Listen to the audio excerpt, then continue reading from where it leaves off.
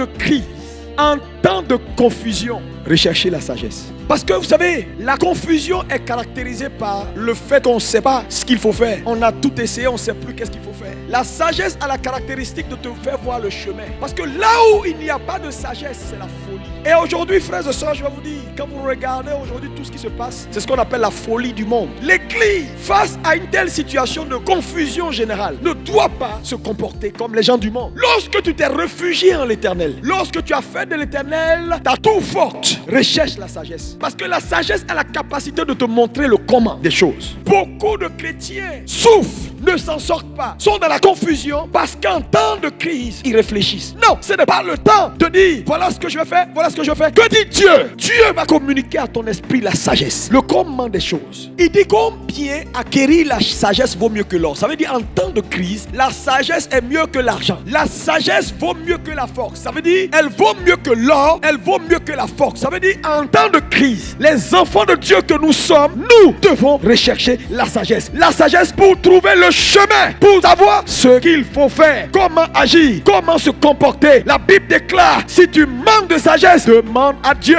et Dieu qui est bon te le donnera. Frère, Dieu va te dire comment bâtir ta maison, comment te comporter en temps de crise, qu'est-ce qu'il faut faire, qu'est-ce qu'il ne faut pas faire, où aller, où ne pas aller. Sans la sagesse, frère, tu ne peux pas t'en sortir. Pourquoi? Parce que la sagesse est ce qui nous montre le chemin. En temps de crise, la sagesse devient ce qui nous permet d'avoir de la balance. Là où il n'y a pas de sagesse, il n'y a pas de balance. Ça veut dire quoi? La sagesse va t'aider à équilibrer ce qu'on te demande de faire, ce qu'on te donne comme instruction. Le gouvernement a dit de faire ça, le gouvernement a dit de faire ça, on a dit de faire comme ça. Maintenant, la sagesse va te faire avoir de la balance. Ça veut dire quoi? Tu ne vas pas faire de l'excès. Tu ne vas pas dire protection, protection sans confiance en Dieu. Tu ne vas pas faire non, confiance en Dieu sans prendre des mesures de sécurité. La sagesse te donne d'avoir de la balance équilibrée. Ça veut dire quoi? Le fait de laver mes mains, le fait de porter un masque, le fait de prendre des mesures de sécurité ne doit pas enlever ma foi. Le fait aussi de croire que l'Éternel est une tour forte et qu'en l'Éternel j'ai de la sécurité ne doit pas m'amener à la folie pour m'exposer. Donc avec la sagesse, on a de la balance. Ce n'est pas parce que l'Éternel te garde que tu montes dans une voiture et que tu refuses de porter ta ceinture. C'est de la folie. Le fait de mettre une ceinture de sécurité quand tu montes dans une voiture, c'est faire preuve de sagesse. Mais cela t'enlève pas ta confiance dans le fait que Dieu te garde pendant ton parcours. Donc je donne cette image pour que les chrétiens comprennent qu'en tout, il faut avoir de l'équilibre. Donc ici, la Bible nous dit la sagesse vient de l'Éternel. Ça veut dire, si tu manques de sagesse, demande à l'Éternel. Maintenant, la sagesse a un certain nombre de caractéristiques importantes que je vais te donner, qui sont très importantes pour que tu comprennes. Numéro 1, c'est que la sagesse va t'aider à faire ta part. Et Dieu fera sa part. Parce que beaucoup de chrétiens, malheureusement, ne comprennent pas qu'en temps de confusion et de crise, ils ont une part de responsabilité. Quelle est ta part de responsabilité dans ta sécurité personnelle? La sagesse va te l'enseigner. Donc, elle t'enseigne à faire ta part. Ce n'est pas l'âge qui procure la sagesse. Ce n'est pas la vieillesse qui rend capable de juger. Ça veut dire quoi? Ce n'est pas avec des cheveux blancs qu'on devient sage. La sagesse n'est pas grandie en âge. La sagesse, c'est la capacité d'avoir son esprit connecté à Dieu afin que Dieu télécharge dans ton esprit le comment des choses. Donc, lorsque dans une situation de confusion, la Bible nous appelle à rechercher la sagesse, elle veut simplement nous dire que dans ta sécurité, tu as une part de responsabilité. Et quelle est ta responsabilité? C'est quoi? C'est faire ce qui est de ta force et de ta capacité et Dieu prendra le relais. Mais pour que Dieu prenne le relais, il faut que ta foi soit fixe également. Deuxième caractéristique de la sagesse ici, c'est quoi? C'est que la sagesse te donne d'avoir du jugement. Il dit conduisez-vous avec sagesse et jugez. Donc lorsqu'on acquiert la sagesse, on a un jugement exercé. Ça veut dire en situation de confusion, ton jugement n'est pas biaisé. Tu ne parles pas comme tout le monde. Quand tu ouvres la bouche, on sait qu'il y a quelque chose qui est connecté à ton esprit. Parce qu'aujourd'hui, quand vous regardez les gens parler, des pasteurs parler, des frères parler, il y a la seule chose que tu peux savoir, c'est qu'il manque de sagesse. Et là où la sagesse n'est pas, ton jugement ne sera pas exercé. Ça veut dire quoi? Tu ne vas pas apprécier la situation dans le prisme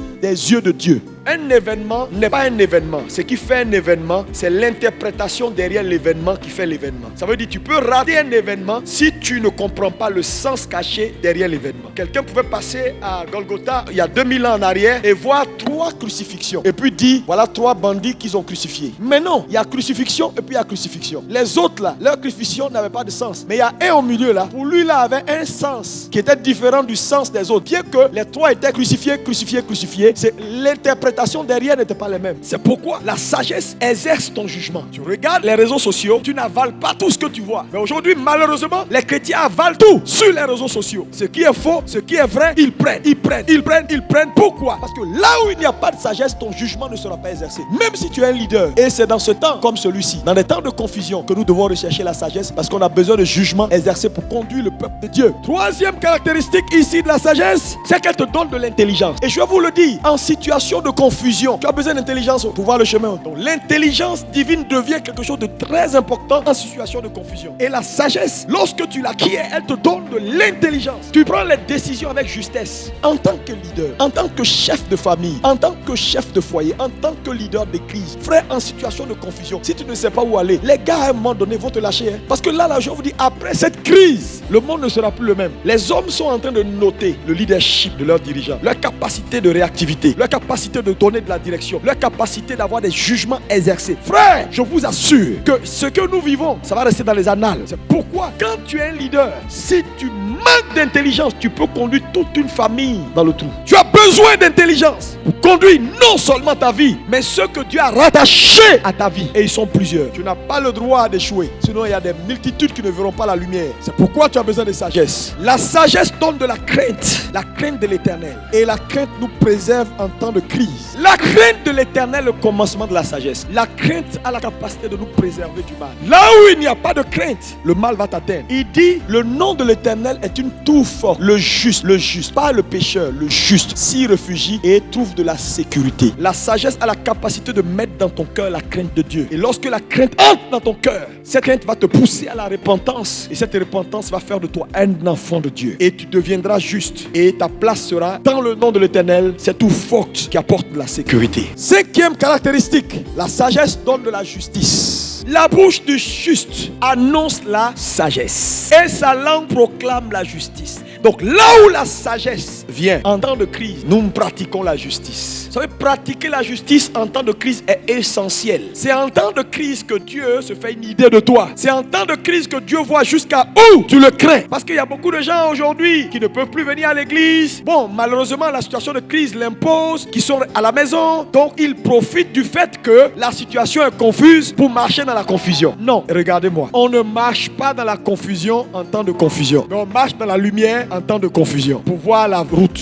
Mais quand on fait face à la confusion, on fait le choix de marcher dans la justice, dans la lumière, pour pouvoir voir le chemin. Et c'est seulement la sagesse qui peut t'aider à comprendre que ce n'est pas parce que je ne suis plus avec les frères, ce n'est pas parce que tout est confus, ce n'est pas parce qu'aujourd'hui il y a le coup-feu que je dois quitter ma maison parce que je suis un homme seul pour aller dormir chez ma maîtresse. Ce n'est pas parce que personne ne me voit que je dois me permettre d'aller me mettre dans un bar quelque part boire. En temps de crise, on ne vit pas sa vie comme on veut. Parce que vous savez, les hommes décrochent quand il n'y a plus d'or. Les hommes décrochent. Il n'y a personne qui te voit. Tu vas pas au travail, donc tu fais ce que tu veux. Tu vas ici, les gens ont du temps, ils sont à la maison et on se cache dans des petits coins pour regarder la pornographie, pour faire des choses. En temps de crise, on choisit de marcher dans la lumière. Sixième caractéristique, c'est qu'elle te donne de la vérité. La sagesse te communique la vérité, oui. Il dit, lorsque la sagesse pénètre au-dedans de moi, la vérité entre au fond de mon cœur. Donc, en temps de crise, la sagesse te donne d'être un homme véridique. Ton oui est oui, ton non est non. La vérité dans ce que nous disons, ça veut dire quoi? Tu n'as pas peur.